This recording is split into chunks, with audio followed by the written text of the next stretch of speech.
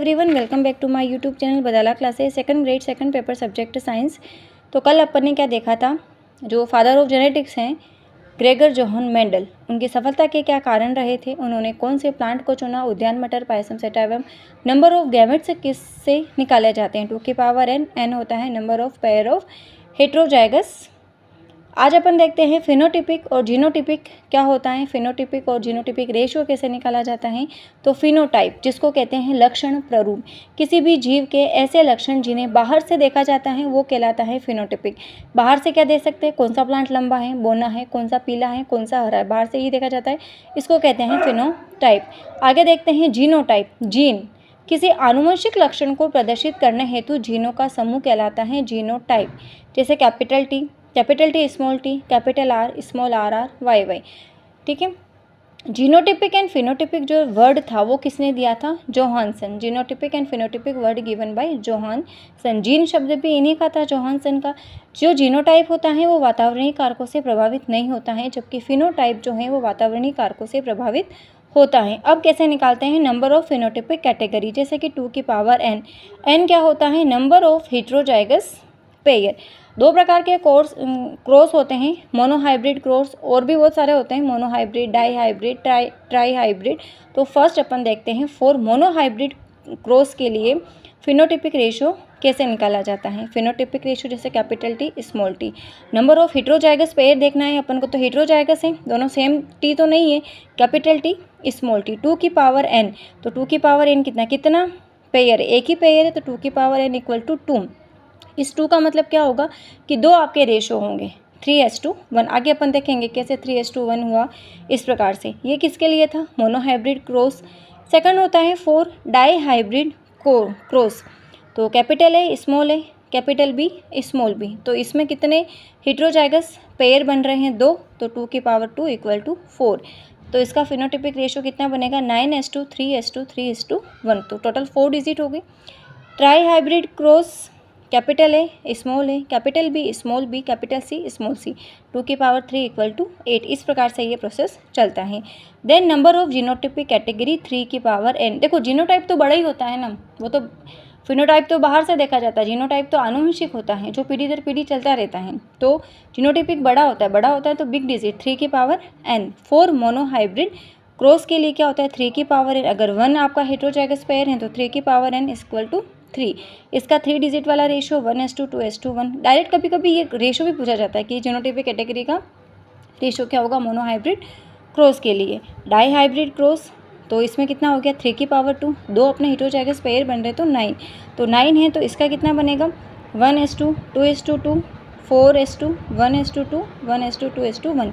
122, 412, 121, ये याद करने की ट्रिक होती है। ठीक है, डाई हाइब्रिड क्रॉस है, जीनोटिपिक रेशियो पूछा है तो 122, 412, 121। अब मोनोहाइब्रिड जो क्रॉस हैं वो क्या होता है कि मोनो यानी कि एक जोड़ी विपरीत विभेद वाले जो लक्षण होते हैं उसको लेकर के जो क्रॉस कराया जाता है उसको कहा जाता है मोनोहाइब्रिड क्रॉस। क्लियर। मोनो का मतलब क्या हो जाएगा, एक जोड़ी लक्षण। अब एक जोड़ी लक्षण कैसे करेंगे अपन, ये 2 प्लांट कैसा होगा, या तो टॉल होगा या फिर ड्राफ होगा, लंबा और बोना। इसी प्रकार से इसको रिप्रेजेंट करेंगे, मेल एंड फीमेल। लंबा कैपिटल टी, बोने को क्या लिखेंगे स्मॉल टी। इसमें से अपन को क्या लेना है कि हेट्रोजाइगस पेयर बनाना है, तो ये बना दिया, इनको क्रॉस पॉलिनेशन करवा करके। तो क्या बना इसका लंबा पादप, तो ये डोमिनेंट है। ये जो पीढ़ी बनी उसको कहते हैं F1 पीढ़ी। मेंडल के अपन ने तीनों नियम देखे थे, प्रभाविता के नियम से ये हुआ था F1 पीढ़ी। फिर वापस करवाते हैं सेल्फ पॉलिनेशन, तो सेल्फ पॉलिनेशन जब करवाते हैं तो F2 पीढ़ी में कौन सा लॉ लागू होता है, पृथक्करण का लॉ।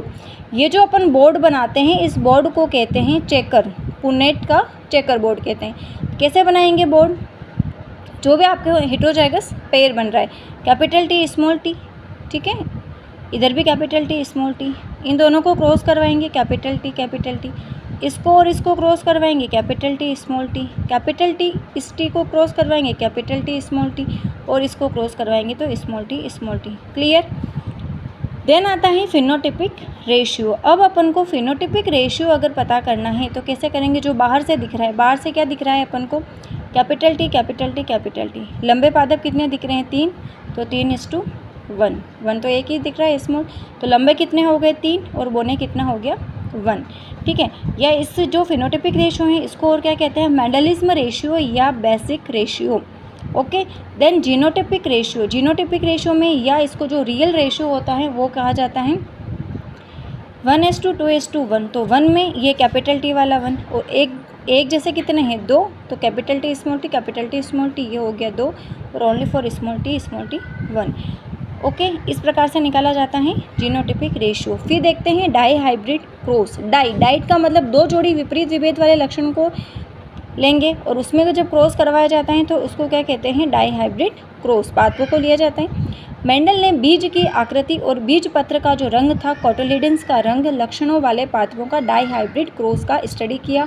शेप ऑफ सीड, बीज की आकृति, डोमिनेंट यानी कि प्रभावी, अप्रभावी को कहा रेसेसिव। इसमें डोमिनेंट में लिया राउंड सीड्स, प्रभावी जो होगा उसको कैपिटल से रिप्रेजेंट करेंगे। रिंकल्ड यानी कि झुर्रीदार बीज लिए, स्मॉल आर से रिप्रेजेंट किया। कलर ऑफ कोटिलिडन्स, जो बीज पत्र का रंग था येलो, कैपिटल वाई जो प्रभावी था, डोमिनेंट था, रेसेसिव ग्रीन, स्मॉल वाई।